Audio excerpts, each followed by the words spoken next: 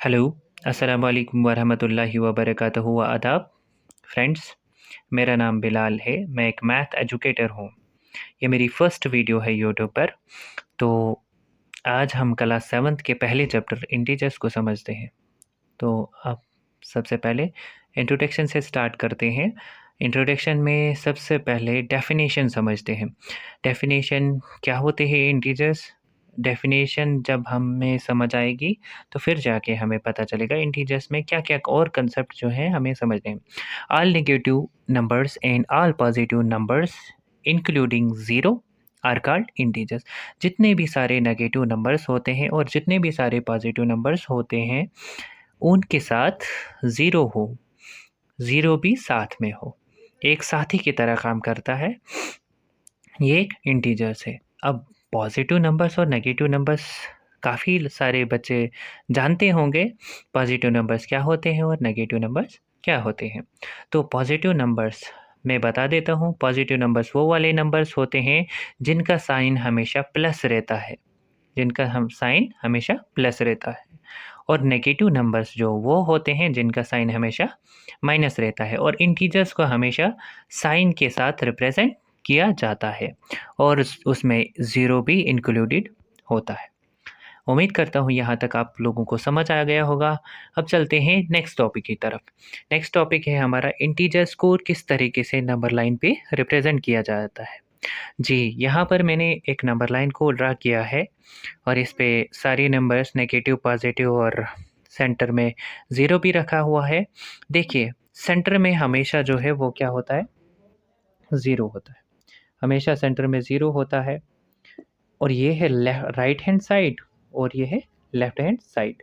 Right hand side पे हमेशा जो है वो पॉज़िटिव इंटीजर्स को रिप्रेज़ेंट किया जाता है।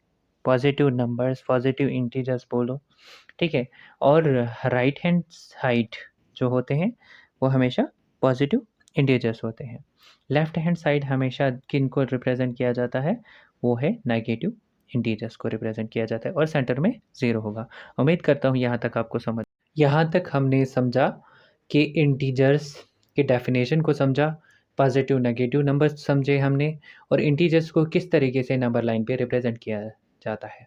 तो अब हमारा नेक्स्ट टॉपिक है साइन ऑफ इंटीजर्स। तो समझते हैं साइन ऑफ इंटीजर्स क्या होता है। अगर हमेशा इंटीजर्स को जो है वो साइन से रिप्रेजेंट किया जाता है, चाहे वो पॉजिटिव हो या नेगेटिव हो, तो उसको जो है +5, +4, +6, +7, +9 इस तरीके से रिप्रेजेंट किया जाता है। अगर आपके पास दोनों सेम साइन हो, अगर प्लस प्लस होगा तो वो प्लस हो जाता है, अगर माइनस माइनस होगा तो वो भी प्लस होता है। अगर माइनस प्लस होगा तो वो माइनस चला जाएगा, अगर प्लस माइनस होगा तो वो माइनस में होता है। तो यहाँ नंबर साइन ऑफ इंटीजर्स आपको समझ आ गए होंगे। मीन्स अगर आपके पास 2 सेम साइन हो, अगर आपके पास 2 सेम साइन हो तो वो हमेशा प्लस हो जाते हैं। अगर 2 डिफरेंट साइन हो मीन्स प्लस माइनस है यहाँ पे तो ये माइनस में चला जा रहा है, माइनस प्लस है तो ये माइनस में चला जाता है।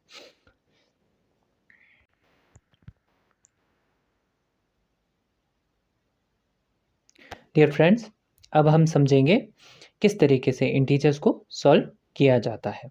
तो सबसे पहले बात करते हैं एडिशन या सब्ट्रैक्शन की बात करते हैं। एडिशन या सब्ट्रैक्शन की बात करते हैं। तो एडिशन और सब्ट्रैक्शंस में को पहले कुछ एग्जांपल्स ले लेते हैं। मैं रैंडमली कोई भी इंटीजर ले सकता हूँ। 2 + 4 = मेरे पास 6 आंसर्स है। अब सब्ट्रैक्शन की बात करते हैं। -4 -2 ले सकते हैं। तो माइनस माइनस क्या होता है? प्लस। अभी हमने साइन ऑफ इंटीजर्स में समझा था ना कि सेम साइन हो तो वो जो है प्लस हो जाएगा। अब 4 और 2 कितना होता है? 6। यहाँ पे प्लस हो जाएगा, दोनों सेम साइन है तो प्लस हो जाएगा। 4 + 2 कितना हुआ? वो हमारे पास आंसर आ जाएगा 6 आ जाएगा आंसर। लेकिन 6 क्या हमारे पास पॉजिटिव आएगा या नेगेटिव? ये चीज़ समझनी है।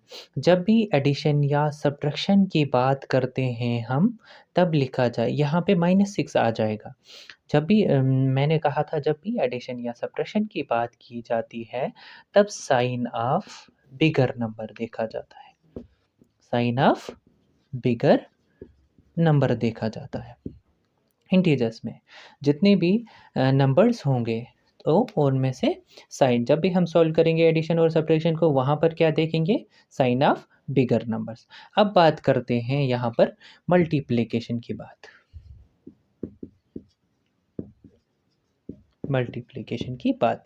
मल्टीप्लिकेशन में -2 मल्टीप्लाई बाय 6 इक्वल्स टू, ये हमारे पास प्लस माइनस माइनस हो जाएगा, तो 6 2 ज़ार होता है 12।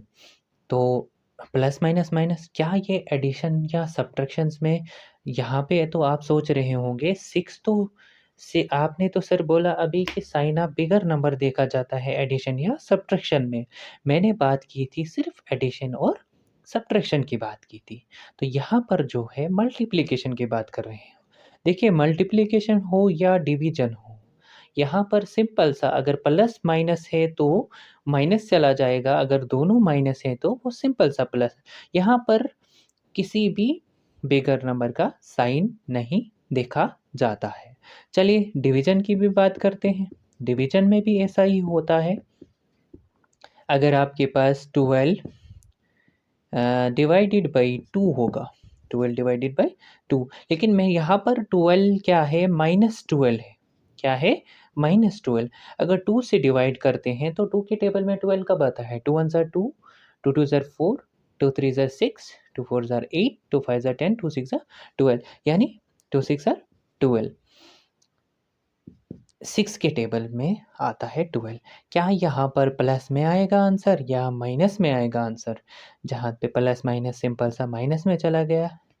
अब मान के चलो मेरे पास -6 डिवाइडेड बाई -3, -6 डिवाइडेड बाई -3 तो -3 1 ज़ार 3, 3 2 ज़ार 6 होता है।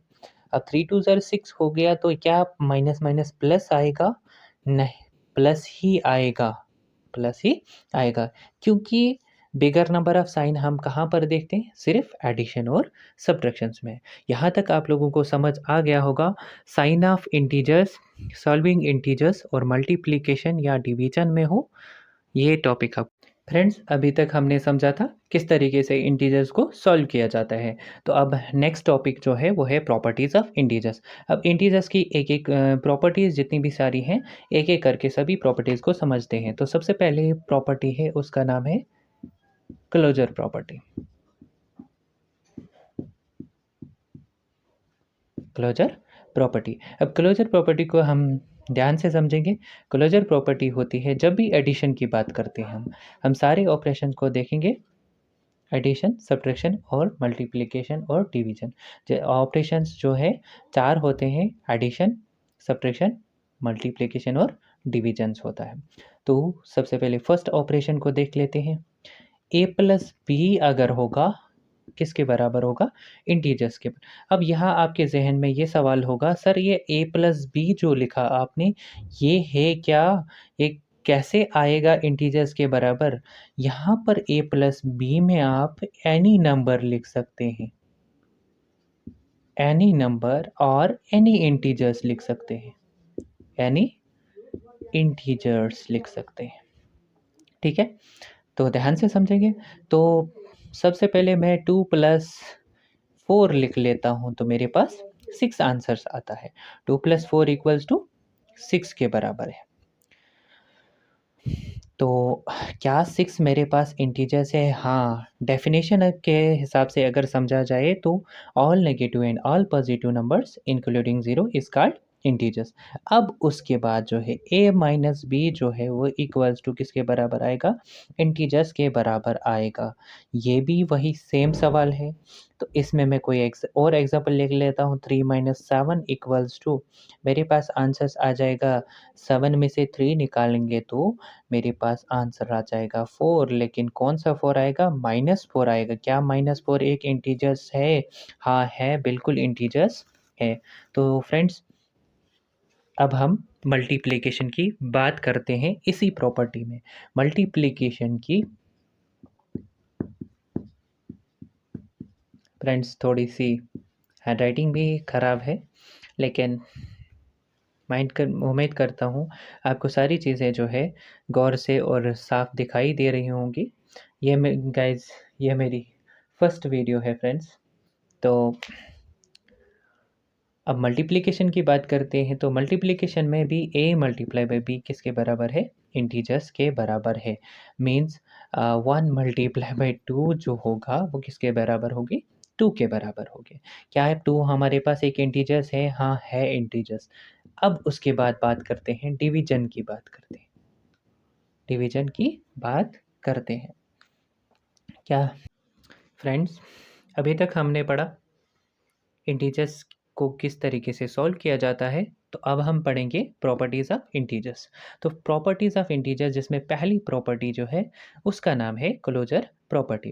क्लोजर प्रॉपर्टी जो है, सबसे पहले एडिशन की बात करते हैं। मैथमेटिकली ऑपरेशन जो है हमारे पास एडिशन है, सब्ट्रैक्शन है, मल्टीप्लिकेशन है और डिवीजन है। 4 ऑपरेशंस हैं हमारे पास। तो अब समझते हैं पहली property, closure property. Closure property में एडिशन में, सब्ट्रैक्शन में और मल्टीप्लिकेशन में, सारों में समझेंगे। तो सबसे पहले एडिशन की बात करते हैं। a plus B equals to integers. अब आप सोच रहे होंगे सर आपने यहाँ पर a प्लस बी जो लिखा है इज इक्वल टू इंटीजर्स, ये a प्लस बी क्या है? ये a प्लस बी है एनी नंबर्स, कोई भी नंबर यहाँ पर दोनों का सम जो है, किसी भी दो नंबर्स का सम जो है वो किसके बराबर आएगा? इंटीजर्स के बराबर। ये प्रॉपर्टी हमें ये बताती है किसी भी दो नंबर्स का सम जो है तो इंटीजर्स के बराबर होगी। यहाँ पे मैंने एक एग्जांपल ले ली है, 2 + 4 = 6 के बराबर। अब इसी के साथ साथ जो है सब्ट्रैक्शन की बात करते हैं, तो सब्ट्रैक्शन में a माइनस बी जो है वो इंटीजर्स के बराबर।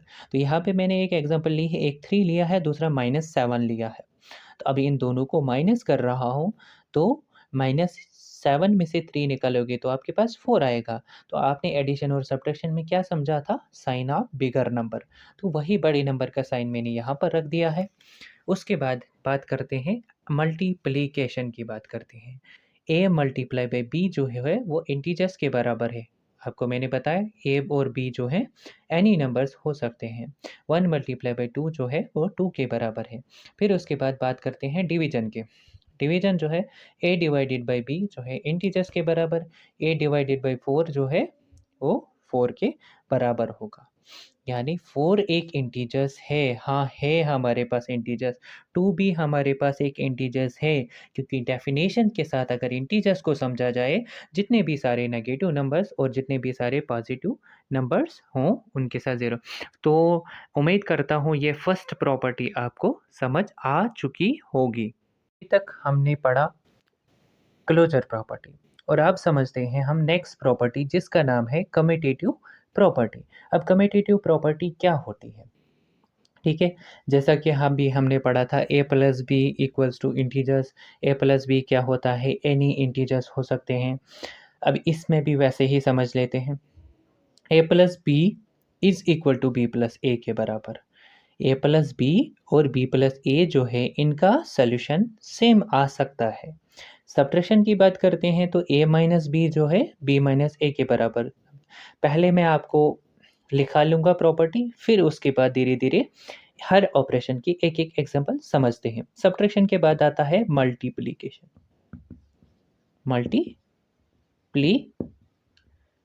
मल्टीप्लिकेशन जो है ये सिर्फ 3 चीज़ों में एप्लीकेबल होती है।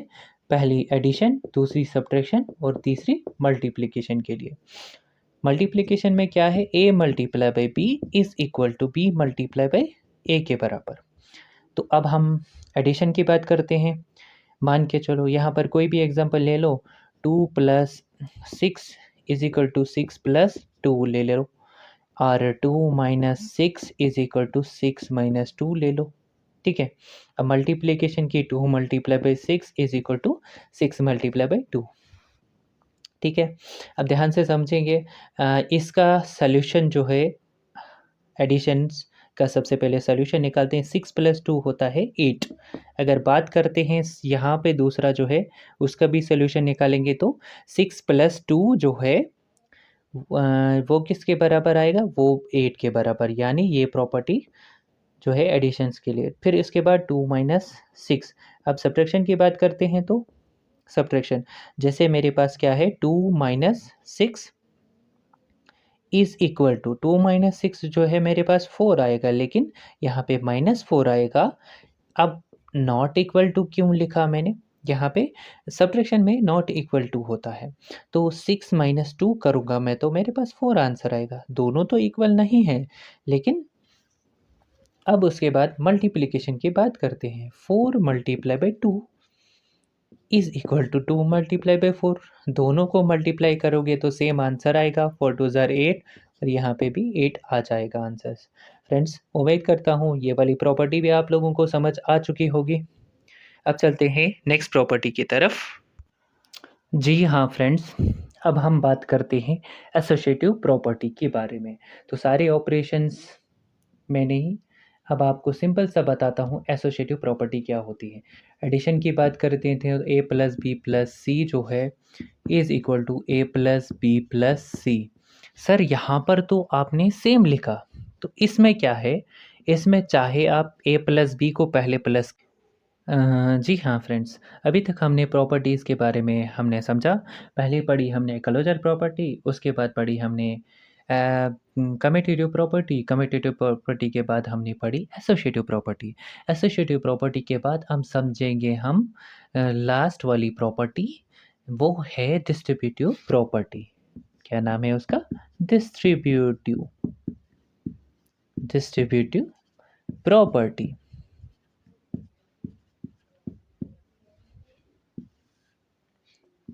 डिस्ट्रीब्यूटिव प्रॉपर्टी जो है इज एप्लीकेबल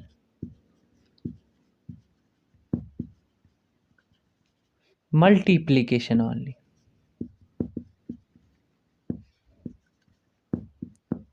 मल्टीप्लिकेशन या डिवीजन के लिए एप्लीकेबल है।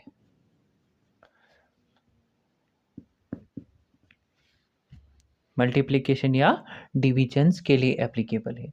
तो अब हम समझेंगे डिस्ट्रीब्यूटिव प्रॉपर्टी क्या बताती है। A multiply by B plus C जो होगा is equal to A multiply by B is equal to A multiply by C. धीरे धीरे हम बाकी एक्सरसाइजेज पे भी जाएंगे, लेकिन पहले हमने सारे कंसेप्ट इसमें समझने हैं। तो ए मल्टीप्लाई बाई बी प्लस सी। मान के चलो अगर आपके पास कोई चीज़ होगी, चॉकलेट है, आप अपने दोस्तों को देना चाहते हैं, तो डिस्ट्रीब्यूट करना चाहते हैं, 2 दोस्तों को देना चाहते हैं, तो आपको डिस्ट्रीब्यूट का मतलब ही होता है, मतलब कोई चीज़ आपने डिवाइड करनी है, किसी को देनी है, बाँटनी है।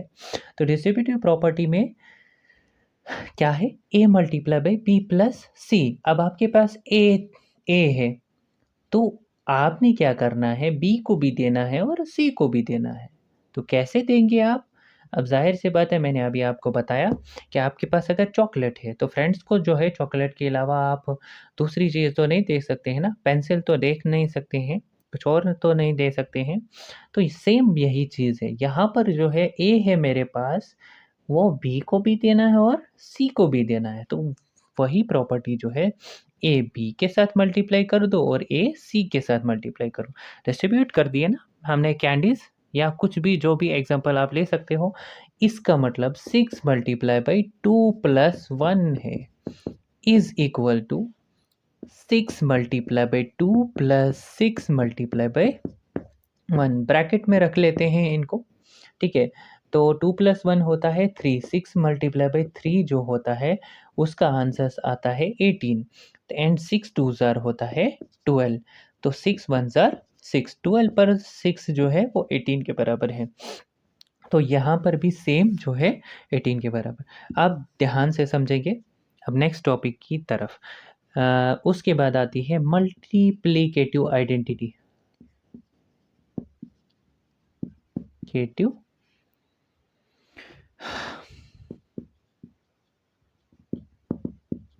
आइडेंटिटी किसी भी नंबर अब हम बात करते हैं मल्टीप्लिकेटिव आइडेंटिटी के बारे में।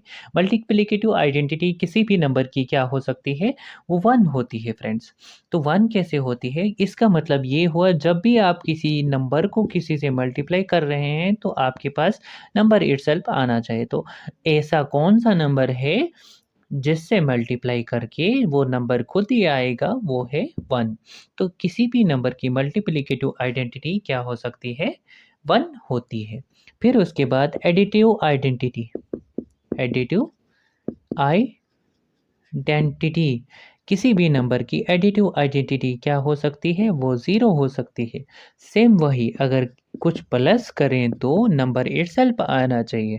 तो उसके लिए मुझे क्या प्लस करना पड़ेगा? 0। फ्रेंड्स यहाँ तक ये इंटीजर्स के सारे कंसेप्ट थे। ये आपको समझ आया होगा। अभी तक हमने डिस्कस किया इंटीजर्स को किस तरीके से नंबर लाइन पे रिप्रेजेंट करते हैं। इंटीजर्स की डेफिनेशन समझी और प्रॉपर्टीज़ ऑफ इंटीजर्स भी समझी और साथ में साइन ऑफ इंटीजर्स और इंटीजर्स को कैसे सॉल्व करना है। अब उसके बाद जो है नेक्स्ट वीडियो जो आएगी वो इंटीजर्स की एक्सरसाइज 1.1 से हम स्टार्ट करने जा रहे हैं क्लासेस।